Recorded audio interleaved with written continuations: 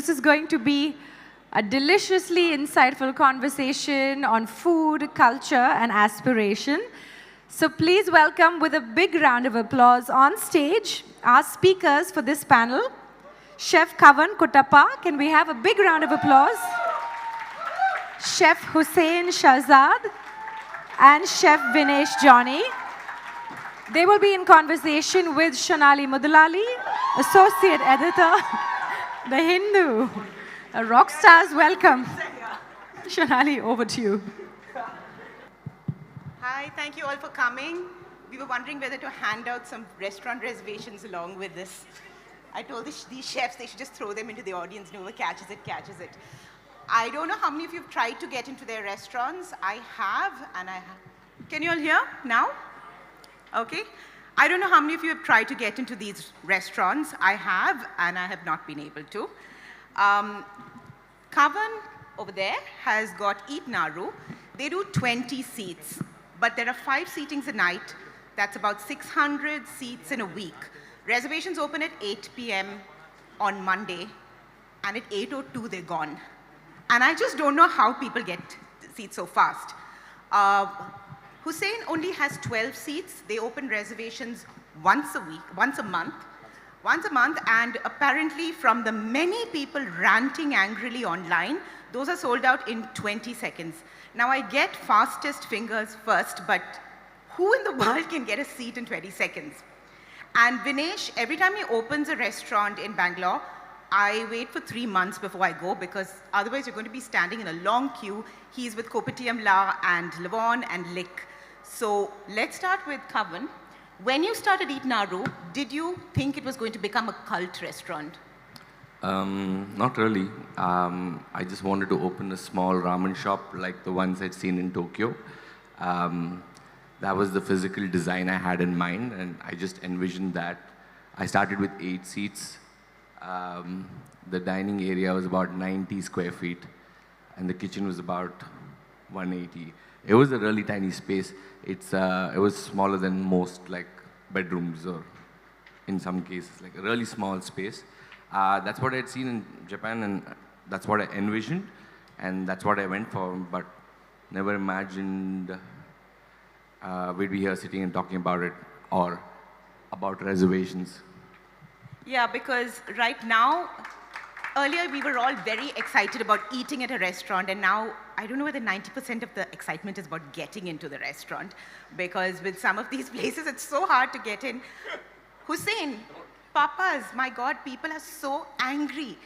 What did you do? And you only have 12 seats a night. Yeah, it's largely, Shonali, it's not what I did. It's, for what Papa's is, it's an intimate 12-seater chef's counter, right? We choose to do it 4 nights a week, and that gives us a cumulative of 16 services a month, so which gives me an inventory of 190 seats to sell a month. And the way we sell our reservations is that we do it on the 1st of every month for the following month, so that on the 1st of Jan, you book for the month of February. And that's how our reservation system rolls, because that gives us enough time to be able to kind of, design the experience to the way that we'd like to do it, because the power to do more with 12 people exists. And I just think that, for me, personally, I feel it was a really, when we opened Papa's in 2024, I thought it was a really exciting time to be cooking in India. And I think it still is a very exciting time to be cooking in India. The ecosystem is evolving. The diners are evolving. There is so much chatter around food. Indian food's having a moment on the global scale. There is so much recognition for everything that is coming out of India. And to say the least, we're also just as cooks and chefs in the F&B space leveling up to everything that's out there. So, you know what I mean? Like, there is clearly, with Papa's, never anticipated this kind of a mob of demand, but there is, and 2 years in, we're coming up on 2 years in February this year, and nothing's changed. What about, we don't really have, I always tell them we're so lucky we don't stand in line over here for our restaurants yet. But Vinesh, when you see people standing, I know when Kopitiam La opened, you had long lines. When Lick opened, you had lines. I'm sure it feels good, but is it also stressful to have this kind of pressure with so many people? Because of course, if I'm standing for 1.5 hours, that meal better be fantastic. Yeah, I think, first of all, really happy to be here and thank you all for coming. Um, I mean, it's always been, I mean, we are a country which has so many people. So there's obviously a lot more people in the country than the number of seats in a restaurant. And when the product is that good or slightly better, there's obviously people who want to come and want to try it out. And once they come in and try it out, then the word of mouth spreads, and then people start telling everybody else, and then more people come in, and that keeps continuing. Of course, social media adds a lot more to the drama, and people obviously want to like tell everybody what they're up to. And that brings in another influx of people. But this has been consistent with Lavon from the time we started a school. Even back then, we used to have a waiting for almost a year for people to join the programs. That still continues now because we've been consistent in how we put out students out for people who want to pursue baking as a career. And that sort of DNA continued with every brand that we open. So do you think that a lot of it just has to do with bragging rights, getting into your restaurants?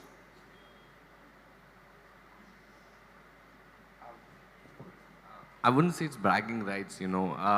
I think it's evolved into that space where it's become a bragging right. I've spoken about this before. I'd rather you just come for the meal than the bragging rights, you know. I'd be very happy if you were dining in the restaurant just to eat that food, be it Hussein's or Vinesh's or mine. It's become that because of, I think it's a demand versus supply thing. I mean, we're trying to do as much as we can, but if the demand outweighs it, then becomes a thing. And over the years, it's developed into something that's become a bragging right. I think, see, Shonali, I think I'll set the record straight, right? None of us ever opened restaurants or cooked the way we do with an intention that, hey, we want people to come to our restaurants and brag about the fact or go outside there and let this be a flex for them that they ate at one of our restaurants. We put our heads down and we create, I mean, we are all creators. We create with the intention of wanting to just put our best work out there for everybody to consume, critique, and enjoy. But over a point in time, like he mentioned, right, it has become something that kind of people want to use as a flex or kind of brag about, and to each their own. Like, we're doing it with the right intentions of wanting to cook a delicious meal, or offer a great evening and create like those amazing moments that make you feel seen, heard, and feel absolutely special about yourself. And that's exactly why we do this every night, right? I don't think any of us sitting here have ever thought that, hey, I'm opening a restaurant because I want people out there to go and brag about wanting to stand in line at my restaurant. Or yeah, we secretly sometimes dream of having serpentine lines. That'd be really cool. But that's not the only intention with which we ever do this, to be honest. And all of you really are in cities which are very competitive. You've got great food scenes. Hussain is also Bombay Canteen, the Bombay Sweet Shop, Veronica's, and O Pedro. And also very importantly, he's a Chennai boy, so he's back home, and his mom is in the audience. So why do some restaurants just become more special? Is marketing a large part of this?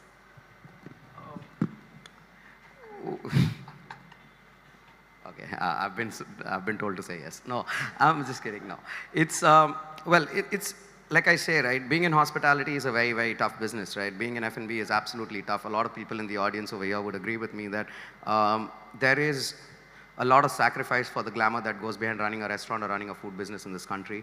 The amount of sacrifice almost goes unseen and unheard. Real conversations around it seldom happen. Everybody looks at the glamour of it. Social media shows the glamour of running a food business in this country today. But the thing is that to run a food business or to run an amazing hospitality company in this country or anywhere else in the world requires an entire village to come together to kind of make that happen. And you know, at Hunger Inc., I mean, all of us very strongly believe that none of our restaurants or none of anything that we do could be just one person's doing. It has to be some collaboration of everyone's dreams coming together and trying to make a restaurant come to the foray, because going out today is not about going out for a good meal or a great drink. It's about going out to kind of, forget your life for those 3 hours and then pick it up where you left it off at. Like, it's about that entire experience of that evening. So the minute you get off your car, give it to that valet, till the time you pay the bill and leave the restaurant, it's everything. It's everything. It's also how you heard about our restaurant and got there. So I think everyone plays a very significant role. So it cannot just be the chef, the front of the house team, and I hate calling it a front of the house team, but it's just one team, or the marketing machine that churns behind it, or the PR machine. No, it's not just one person. It's everything that works together so seamlessly to make it happen. And another thing that happens with these three is they're chefs, but they're also entrepreneurs, they're also owners. Last night we were with Chindi, we had gone to Zoyu, and then they continued to party, and I think they were at the quarter at Savera. But a lot of what I love about all these chefs is everybody supports each other, because I think you understand how hard it is to run a restaurant and to be a chef owner of a restaurant. Do you want to talk about that, all three of you? Yeah, I think what's amazing is that all of us are ridiculously passionate about what we do, which is, when you said like marketing is one part of it, right? But because you're so passionate about every single detail, that the product automatically becomes better and better. I was spending time with Kavan last night, but he was on his phone looking at what's happening in his restaurant most of the time, because he's that obsessed about how his operations are. Or this morning I woke up and found out that the coffee machine at one of the Lavon stopped working, and we know that that's not the ideal way to start a Sunday morning at any of our cafes. And then trying to firefight and fix all of that, and some restaurateurs may not be as stressed as us, which is what sort of helps us also like push forward and try to create better experiences for our guests. And yeah, that's all that we're passionate about, and I think that slowly pays off over time for people to constantly keep coming back and expecting something amazing at one of the things that we do. Yeah, because I've been writing about restaurants for a while, and through the years, what I've always seen, and I sort of notice the moment I walk in, is when you have a chef owner over there, it's probably going to do well. Because you have somebody who's passionate, who's on the floor, meeting customers, bussing tables, like they're doing everything. What would both of you say? When we're working as chefs, right, we thought we are the most hardworking people. The servers are not doing too much work, and the marketing team's not doing. We're in here cleaning, cooking, in blood, sweat, and tears. Wait till you take ownership of a place. It gets much worse, because you're in there trying to do anything from the AC to you need to be an all-round person, I feel. But like you said, I agree with you. I feel like when there's a person who's come through the ranks and you're trying to run a place, it's run a little bit differently from someone who's just running a restaurant. While there are very successful restaurateurs too, but like I feel when you're from the industry or from the back of the kitchen, or you've been through the grime of it, yeah, and you just know how to place yourself better. I was going to ask everybody how many hours they work, because I know that chefs work really long hours, but I'm scared to ask Hussain, because he says he goes in whenever he feels like. And I want you to tell them how hard it is. No, so honestly speaking, on an average, my day kind of averages between, if I had to say it, between 14 and 15 hours a day. And even today, right, it used to be much longer earlier, and then like I've had the ability to build teams across. Like, the thing is that the beauty of kind of climbing to the top of the food chain is that you need to be able to sustainably nurture talent under you, so that takes a little bit of pressure off you.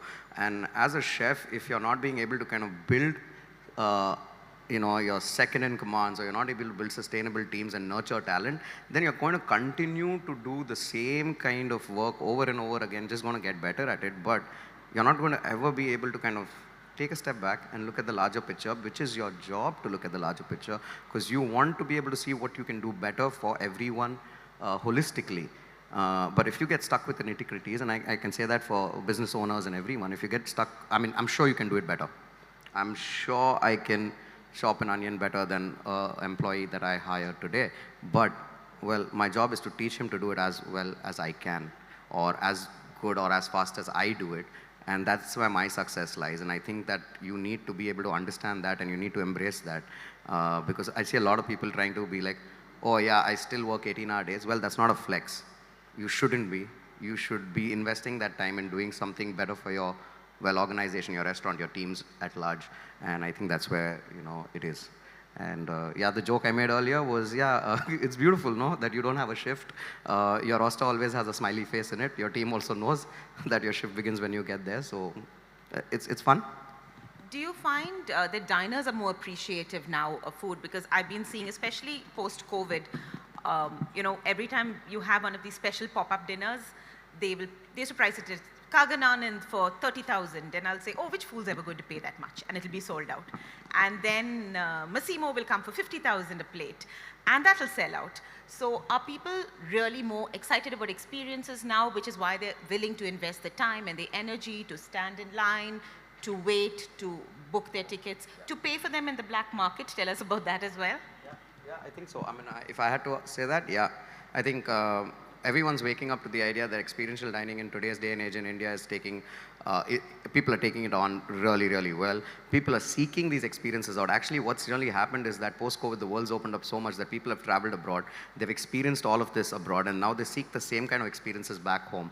And here we are kind of trying to provide them that opportunity to be able to come in and experience all of our brands, our hard work, our restaurants at the same level as they would have anywhere else in the world. So, like I mentioned earlier, we are all leveling up, and it's a very exciting time in the food and beverage space in India right now. It's the most, I feel like, I started working in India in 2015 when I came back and was at the Bombay Canteen, right? Like in these years, I've seen the landscape of food and beverage evolve so much in front of my own eyes, and there was so much happening then, and there's a lot more happening today. And to say the least, well, I could, 31 minutes is not enough for me to say anything that's been happening in the food space today. Yeah, but also, dining out has increased by consumers a lot more, right? Like, probably we used to go out maybe once a month when I was a kid, but now you're going out maybe 2-3 times a week, and some people do it almost every other day, or you're ordering from the restaurants that you like. Then what are the restaurants that's actually going to make you feel even more special when you have a special occasion to celebrate? And that's what a Papa's would do, or a Famlo would do. And so creating those spaces for you to be able to take that experience of dining to another level is also important. And I think there's going to be a lot more restaurants that's going to come out to be able to celebrate the special occasions. We want to know about your black market, Kavan, and whether you're quietly making extra money on noodles. You must only be selling it in black. I feel like it's that. When on your way out, there'll be somebody saying noodles, noodles, noodles, noodles. Just get your tickets there. So the story is we found a Reddit user selling our tables for a markup on Reddit. This was something that was happening on Reddit, and somebody brought it to our notice. And I can't control what happens outside, but dear Reddit user, we know your name, we know who you are. Please stop. Can't believe you think it was. No, but this is what happens to the economics of it. I feel like if there's something in scarcity, there's always some other way to do it. But that's not our intention. It's a small space. We don't want it to get too crowded. We don't want to have lines that are never ending and then outside the door. That's why we have like a system in place. And most of the time it works. So be honest, how many people are eating and how many people are Instagramming at your restaurants? I think everybody's eating. There's also some that are Instagramming, but like I said, I'd rather you come for the food. So COVID changed things for everybody, and it changed a lot of things for the industry. And I think for three of you, it was really a space where you all sat back, thought about what you're doing, and then started doing something completely different. And that's how Naru started. So why don't all of you tell us what you were doing? Vinesh, I used to see, and I was just sitting at home and couldn't go anywhere. She'd be like, hi, I'm on Instagram, I'm making croissants, no?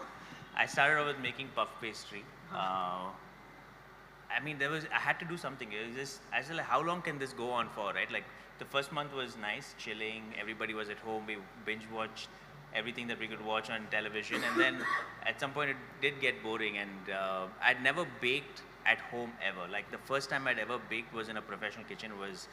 I mean, there was no, romantic story of me baking with my grandma or any of that. We didn't even have an oven at home. So I was thrown in the kitchen at Oberoi, and the first time I started baking was at a professional kitchen. So for me to come back home and start using like home equipment was quite a revelation, because a lot of the students who actually come and learn with us are all home bakers as well, right? So it was really fun for me to try and see how a product can come out if you had to make it at home, and it almost came out as much as you would do it at a professional setup.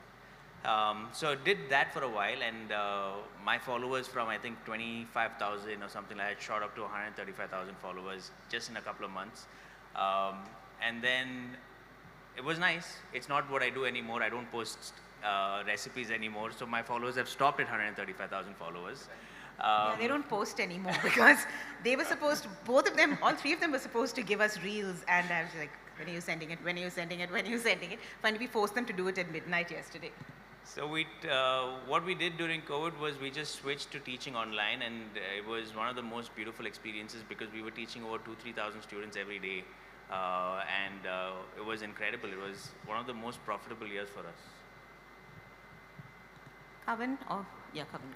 I think the Naru journey started in the lockdown.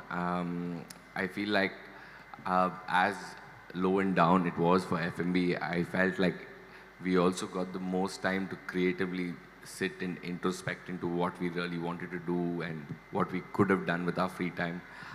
So I was sitting at home and making ramen and packing these home kits that I would then drive out and then dispatch from a center point in the city. I think every week I do a different ramen, and it was really fun because it was just me cooking in the kitchen alone. I was sharing fridge space with my mom, so we used to get into fights a lot. So then I just ended up buying a big commercial fridge and somehow fit it into the house. I think it was a great time to sort of create something, and that's what happened for me at least. I got a chance to cook ramen, and then that's where Naru was born.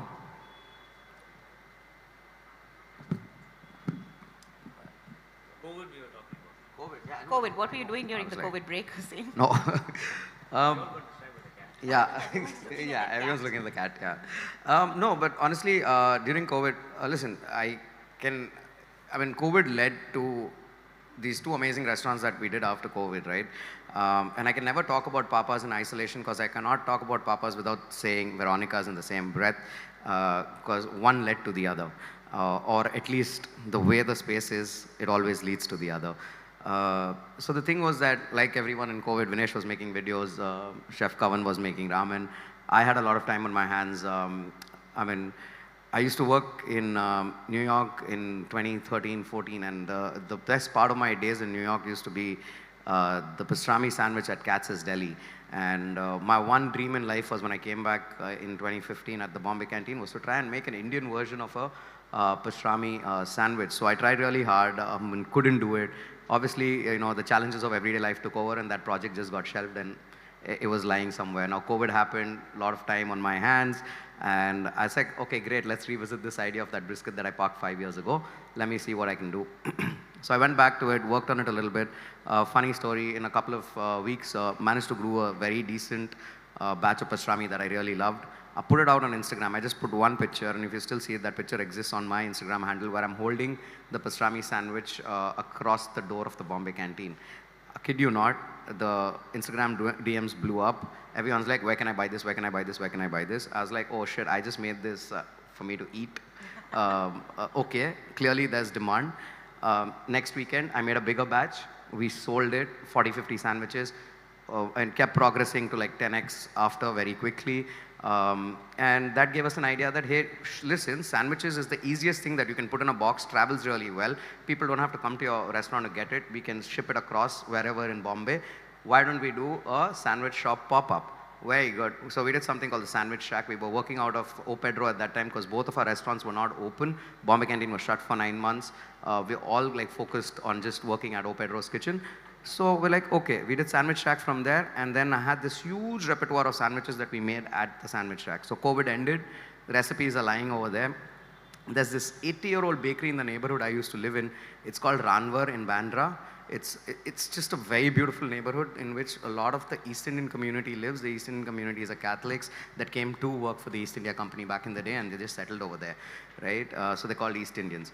And bread was integral part to their dad. This is an 80-year-old bakery that was the original pav bakery of Bandra. It was called Jude. So Jude came up on the market, and Samir, my co-founder, and Yash, they were walking across and they were like, okay, this place is up in the market. What do you think about it? I was like, we walked in, it was all broken and all of that.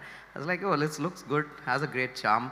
And what a lot of people don't know is that we lost Floyd in the thick of COVID in 2020. Floyd was my mentor and also the third founding partner at Hungering. So when we lost Floyd, Floyd grew up 200 meters from Jude. And the beauty of it was that he had two loves in life. One was for bread, so he would call himself the resident Pawwala. His restaurant in New York was also called Pawwala. And the other love that he had in life was fine dining. So when we looked at the space, this space has this beautiful attic, okay, in which this guy, back in the day, used to roast coffee. So when I looked at the space, Samir, I don't have the power to visualize a space. If I see something broken, I cannot visualize the potential in that space. I don't have it in me. But Samir and Yash surprisingly have it in them to be able to see something that doesn't exist, and then they make it happen. I don't know how they make it happen, but they do. And I think that's their superpower. So they looked at it, they saw a lot of potential. I was like, very small, this is very small, like typical chef mentality. Only electric, induction, all of that. I gave a million excuses to not make it happen. And then after a while, I'm like, no, this is so beautiful. This has something to say. It has, that building became this beautiful love letter to Floyd that we wanted to write because we started Veronica's downstairs because I had that whole sandwich repertoire from COVID lying with me. We took all of that, made Veronica's, which is our sandwich shop downstairs. And I always say that it's a New York style sandwich shop with the personality of a wine bar. That's exactly what Veronica's is. Does some great coffee, yada, yada, yada. And then we opened Papa's upstairs. And Papa's was only possible because Veronica's was downstairs. So that's the other interesting thing, the economics of it. Because how do you run a restaurant where you only have 12 people?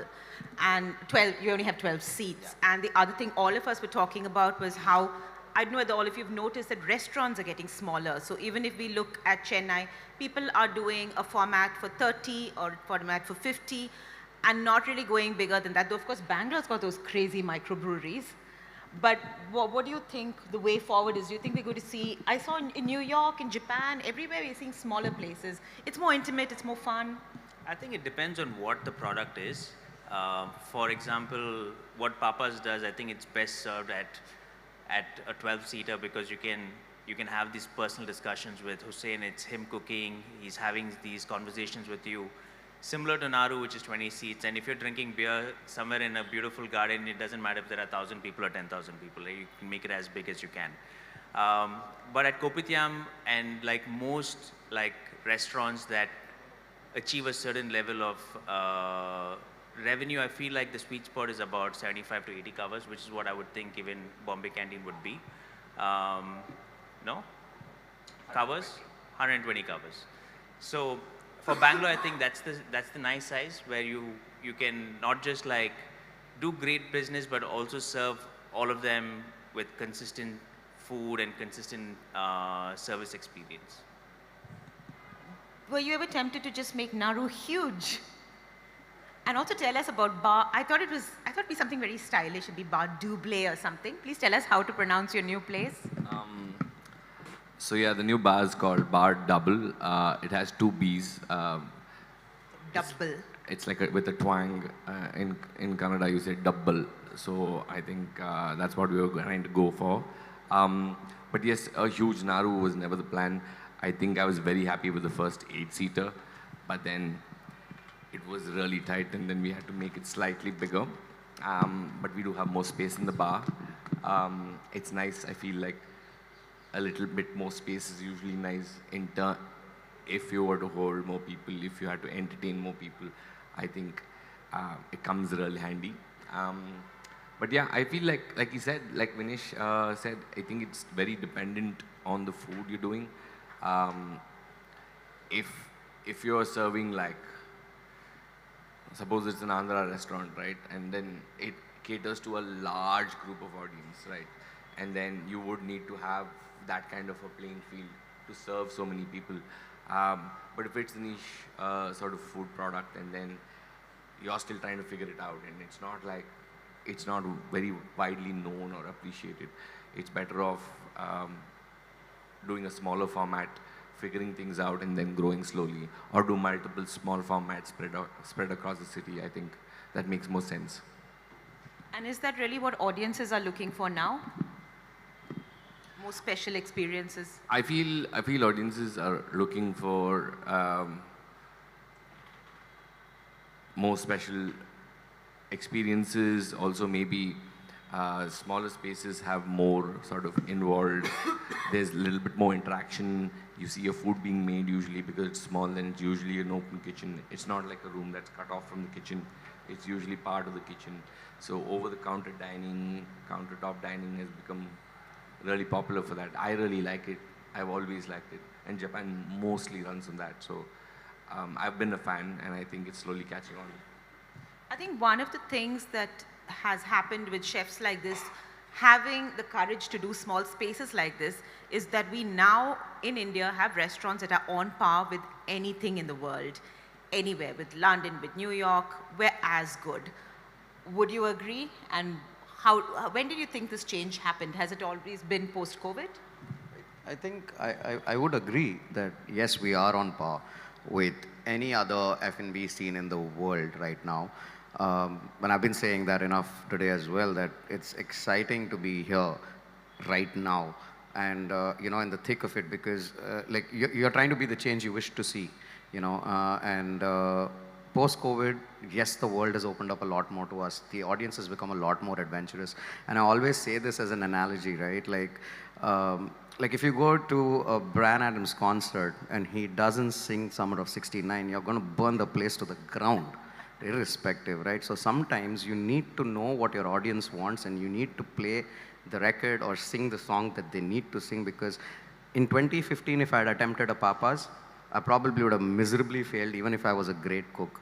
And I feel like now, 10 years later, in 2024, when we did it, I think we had the right kind of moves. We'd done 3 restaurants by then. There was a certain amount of goodwill. The challenge with doing a tasting menu only restaurant that serves 12/13 courses a night to only 12 diners, and it's so exclusive, is that how do you kind of build the trust in the diner to actually kind of, one, open up their pockets, put in that kind of money ahead of time. And could you also tell us how much? Well, a meal at Papa's will set you back by 7,000 rupees just for the food plus taxes, and then alcohol is whatever you consume in the space is billed. So on an average, anywhere between 10 and 12,000 is what people end up spending on a given night at Papa's per person. But again, like it says something, right? That there is a certain amount of disposable income that's coming in, because 2 years in, we're just blessed and overjoyed and overwhelmed with the amount of love we have, that the restaurant's always booked out till 2 months in advance, with people lining up to book for the next open slots in the 3rd month. And this was not something that happened in India earlier? Never. And I didn't expect it to happen with Papa's anyways also. So when we opened Papa's in 2024, I was like, oh my God, biggest gamble, super amount of butterflies in my stomach. Even after cooking in the city for 9 years in Bombay, having had 3 successful restaurants under my belt, had the best team to work alongside me, I was still so nervous when we opened Papa's, because I was like, well, this has not been done before. It's something that we are embarking on a journey that is different. Because there was no rule book when we opened Papa's. There is still no rule book. As in, the thing with Papa's is that we've rewritten the rules to the way, like a lot of people say, oh, this is fine dining redefined. I was like, what are you really redefining, and what are you benchmarking it against? Because to me, there was no rule book. The book was blank. The canvas was blank. We painted it the way we wished to paint it. You know what I mean? Like, that was the whole idea with Papa's. And I think 2 years in, we feel decently proud of where we are. All of you and you were talking about how you sort of have to figure out what the audience wants and what the audience wants from each of you. All of you have been cooking for 15 years, longer? Yeah, 15 now, I think. What do you know your customers now? What do they want? How have they changed? And I would say in the last 5 years, I think that's where we've seen a lot of change. I think customers in general are more well-traveled. I think there was a lot of travel that happened around COVID, after COVID, definitely. And I think they know exactly what they want. And they're coming in with a good sort of insight about what they're having, the product they're eating. I I feel like the spending power has increased a little bit in Bangalore since the last 5 years. Spending power massively across the country, I think, yeah. Yeah. And Chennai too, because I've been going on telling them, why don't you do anything over here? We have a great audience. Of course. Yeah, 100%. Look at them. Hussain has to open his restaurant first. He's a Chennai Lavon, boy. we want a Lavon, we want... You do Chef, both of you do pop-ups. you're older than all of us, so I think we'll take suit from you. We'll let you open first. Done. We'll open a Lavon in Chennai. We've got one. Yeah, come on, guys. Hold him to it. So Finished. we're close to ending, but I just want to know, does this difficulty to get in make a restaurant more desirable? Is that like the secret sauce when I'm standing there? Like, once I get there, if I waited an hour, I'm going to love this meal. I think that's with anything. With not just getting into restaurants, anything exclusive and something that you're not able to have access to is what you really want. But the great thing about restaurants that Hussain and Kavan runs is that when you actually go there, you're more thrilled about having that experience and not disappointed. I've had the privilege to dine at both their restaurants and I've been blown away, which is why I've made a reservation to go next week and eat at Papa's. So I hope you guys get a chance to go and try out their restaurants. If you're coming to Bangalore, it's a little bit easier. I have a larger restaurant, so you'd get a table to come and eat. So no worry about this. It doesn't get sold out in 2 seconds or any of that. So please come.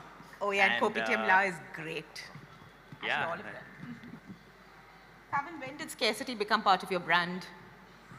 I think along the way, we kind of shot ourselves in the foot when we started with an 8-seater. So I think scarce, physically, it was always scarce. Like, it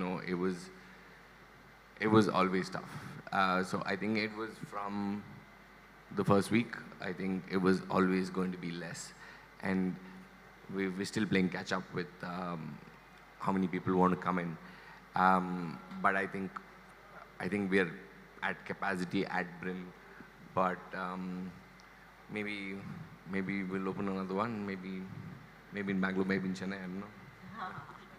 Oh, we can do with one.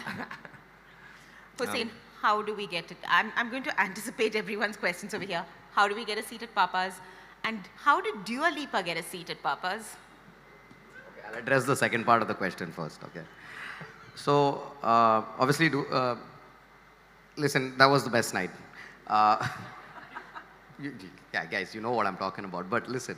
So, now, her team emailed us, whatever, so standard reply goes out that we were obviously sold for those seats. Now, the thing with the reservation at Papa's is that people pay upfront while they make a reservation, right? So the deal is that it goes against every principle and bone in my body to return the money and say that I'm canceling your reservation. That's never going to happen to anybody. And the other way is you make those people disappear. You can't. So then the thing was that night when Dua Lipa wanted it, we wrote back to her saying that, hey, listen, we cannot just do the both of you. It was Callum Turner, her then boyfriend, now husband? They're married? I think they're married, yeah. They're married. And Pap Hussain. Hussain knows everything about Dua Lipa.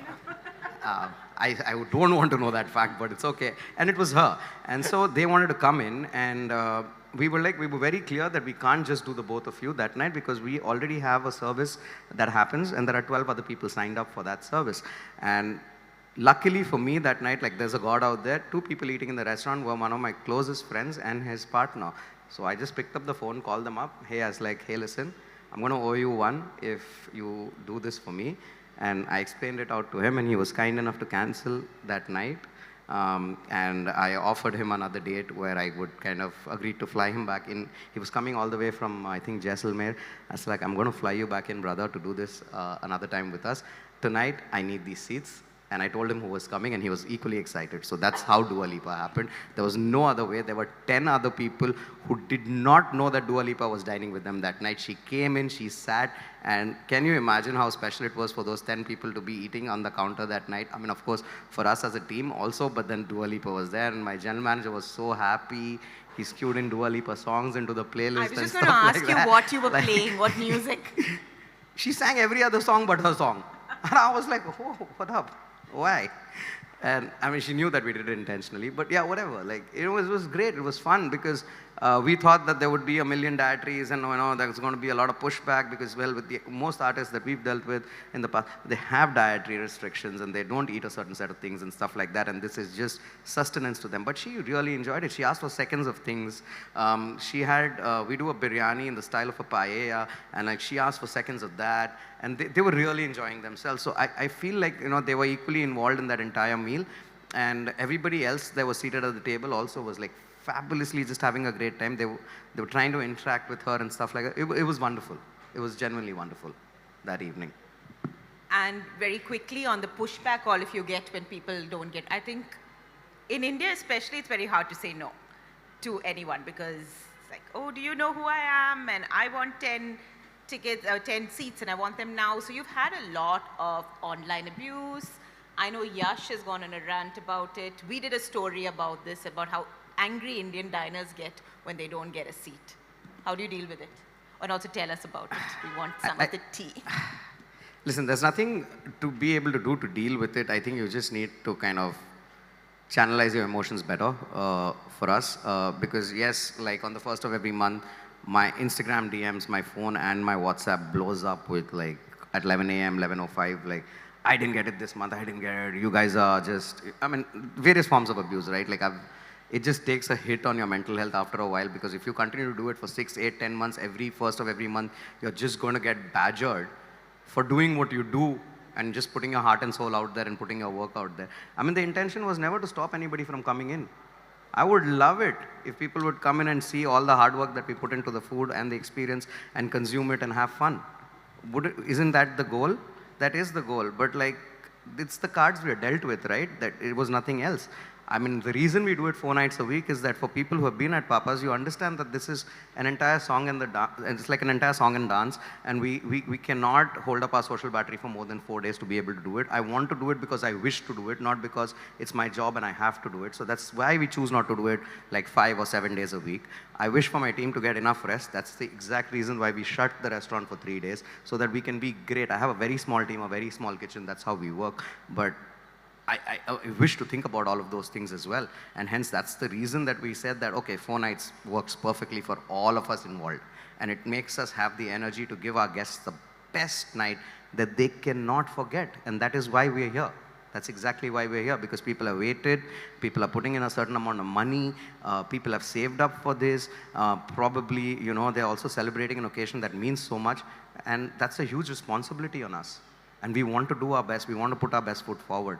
And hence, we decided that 4 nights makes it right. The 5th night doesn't cut it.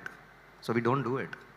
And I think I can say that confidently after 9 years of cooking, that, well, we did it on our own terms and we still continue to do it on our own terms. And we're very proud of it. That's it. One thing I appreciate is that neither of you bend the rules for anybody. It's equally hard for everyone to get in. Kavan, how do people, okay, first of all, how does somebody get a restaurant seat in 20 seconds? How is it even possible? Because at 8 o'clock, you've got 600 seats. At 8 or 2, you've got 0. I think a lot of people who've been coming are very used to... So you do have people who've come multiple times? Yes, there's a person who's come every week since we've opened. We need to get him on the panel to tell us how he does it. I feel he's like more regular in my restaurant than I am.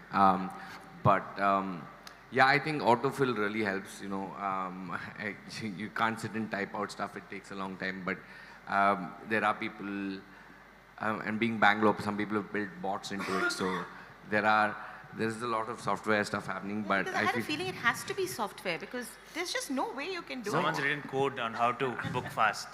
No, but honestly, I know some of the people who are coming and they're like normal, regular people, and they just gotten used to it. It's like swimming. Once you do it a bunch, you get used to it. But people have gotten really, really quick at it.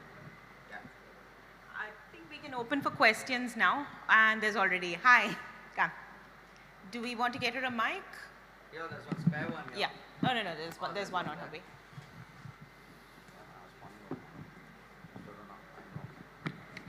Hi. First of all, thank you all for what you've done for the food scene in India. I've been to your restaurants and they're great. Amazing. Thank you. Hey, I remember your reel. Yes. They're all great. But having said that, I did want to ask you all. So, in a world where people talk more about snagging a seat or getting a reservation at your restaurant more than the food or experience itself, why is it that, say, regular diners like us have to struggle so much to get a seat, but say celebrities or people of influence would simply have to make a call or an email and get it with much more ease?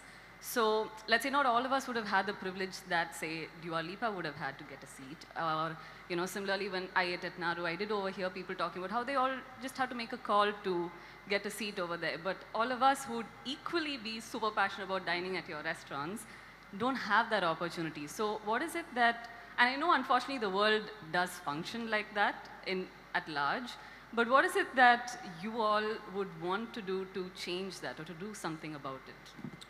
Hey, so I'll just say one thing. This question is only for you. No, shut up. Yeah. So listen, the thing is that the endeavor is always to be better at what we do. And I hear you to what you say. Yes, some people have it easy and they have that privilege of having that email, and like I also mentioned, the Dua Lipa email and stuff. And that was a one-off, right? And you have situations in business where there are some things that you do that you need to want to do. When we opened Papa's, we used to take reservations on a phone. We realized that was the stupidest thing we've ever done. And now we've moved the reservation system online to district, where now everything is automated, right? So a lot of the control is out of our hands. It's an automated, autonomous, democratic process where you just go on to an app, log in, fill whatever you need to fill. We put our inventory up and it gets filled out, right? So even we've realized along the way that we're always learning with experiences and circumstances that, hey, this is how we can be this is how we can be better, this is how we can be fair, this is how we can be non-prejudiced about all of this, and this is how we can just be. So I hear you that people have had these experiences in the past, but like, honestly, along the way, even we've learned quite a bit. But it's also a one-off where you're a fan of Dua Lipa, and you would, obviously, if you had an opportunity to cook for her, you would like want to do it. Yeah, I would. I wouldn't lie about it, right? Like tomorrow, if, I don't know, say Shah Rukh writes into me and says he wants to eat, I'll probably not blink an eyelid. Think about it. You wouldn't either. If he wanted to consume the creativity that you put out there or whatever you do, or maybe if he asked you to collaborate on a reel, you would be like, 2 seconds, yes bro, done, I'll accept it now in my sleep. But yeah, think about it. But also, hi, I've seen your reel too. I'm sorry it was not worth it for you, but you're running a business in India and it comes with a lot of challenges. The one time I did say no to a particular gentleman to host him, we had to almost shut the restaurant. I'm not going to get into the details, but unfortunately, when you're running a public space and you're doing so much, and then there are times that you have to succumb to pressure. And I think that's the only time. But if somebody's made a reservation and they're coming in tomorrow, I have a small, tiny table on the lawn outside Naru, which is where we feed these people, that they have to come tomorrow. And they're not eating in the restaurant, but sometimes you can't say no. I feel like a lot of business owners will agree, and they've all said yes, when there is certain pressure that comes from certain parts of the country. Hey, listen, like I mentioned earlier, it's a tough business, but also the reality of the business is very different from the hunky-dory of what it looks like on Instagram, right? It is. I agree with him. There are some pressures you cannot say no to. Hi. Yes. Can we get... Yes, okay, I have a question. Okay, yeah. So cooking has been sustained by women for generations, yet the professional image of a celebrity chef is mostly male, as we can see from the panelists, mostly males. So what do you think is the gap? Very quickly, the panelists mostly males because these were the top restaurants in the country. I didn't want to choose a woman panelist just for the sake of choosing a woman panelist. No, understood. Just the difference. But also there are lots of fantastic women. I think there are fantastic women chefs. I was just going to. And I think saying celebrity chefs are only men is, I think, a very dated concept. I think some of the top chefs in the world, from Bangalore, there's Pallavi, there's Chef Pam from Thailand. Chindi, put up your hand and wave so everybody knows you're here. I was going to start with that amazing meal that we had last night. And I was going to say, like, you can look behind you and you have one in the audience here. Chindi, over here, an amazing chef, runs Pumpkin Tail, Zoyu, and a whole bunch of other things that I've learned about last night. Thank you for that outstanding meal. But also, in the Indian food space, Amrinder Sandhu, Devika Manjrekar, like a whole bunch of other people, he was talking about Pallavi from Now. All of these people, like real amazing stalwarts, right? Like in the food space itself. And we hate the idea of even being addressed as celebrity chefs, right? We are chefs, we are cooks, we love to do what we do, and we do it. I think the world tags us as whatever they wish to tag us, but I don't think we are for it, to be very honest. And as far as the image is concerned, I think it's perfectly balanced. I think that anyone and everyone who wants to cut it has the opportunity today to cut it, 100%. And they have. That's true. It's become so much easier to be discovered now because all of you are so great at finding new restaurants. So if you're good, you will be discovered. Chef Vinesh's wife, Chef Johny, is also a celebrated cake decorator. She's the person behind Kopitiam La, which is so fantastic. Thank you. Yeah, I had a question here. Firstly, why do chefs wear sunglasses at such events? But that's just the fun part of it. So the real question... We've got lights up here. We've got really bright lights up here. Okay, right. And on a more serious note, all of you explained a lot about how COVID changed things for you guys, but why did consumers get more adventurous about F&B or want to do these kinds of things? I'll take that answer. Thank you for asking us that. So the thing with COVID was that consumers had a lot of time on their hands, and there was a lot of information that was being put out there, be it Instagram, be it YouTube, be it all of that, and everyone was consuming that amount of information and media and videos and everything that you call it. And I always say that MasterChef Australia, MasterChef India, XYZ, all of these things that come on our channels and TVs as well, that is information that all of you guys are consuming, right? And that makes you understand culinary jargon a little better. Today, that series called The Bear on, is it on Netflix? Hotstar. On Hotstar has that kind of viewership and has that kind of connect with the audience in India is because they consumed so much data in COVID. They know culinary jargon, they know culinary terms. They go to a restaurant, they understand what the chef is talking about. Pre-COVID, if someone said this was sous vide, everybody would just be like, what is this guy talking about?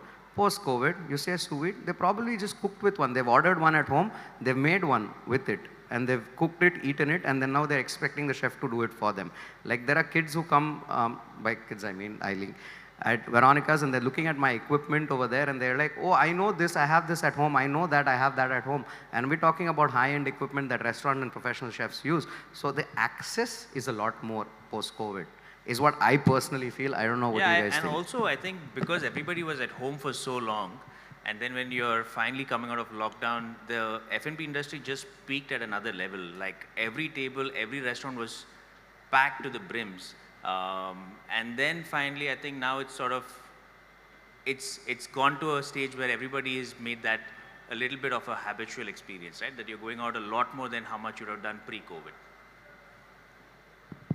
Yes. Yeah. Oh, yes, go. Sorry. Hi, I'm from New York, and Sema happens to be #1 restaurant in the city, headed by Vijay Kumar, so that's awesome.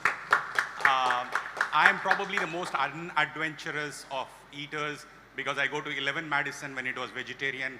I go to Bungalow and take vegetarian dishes.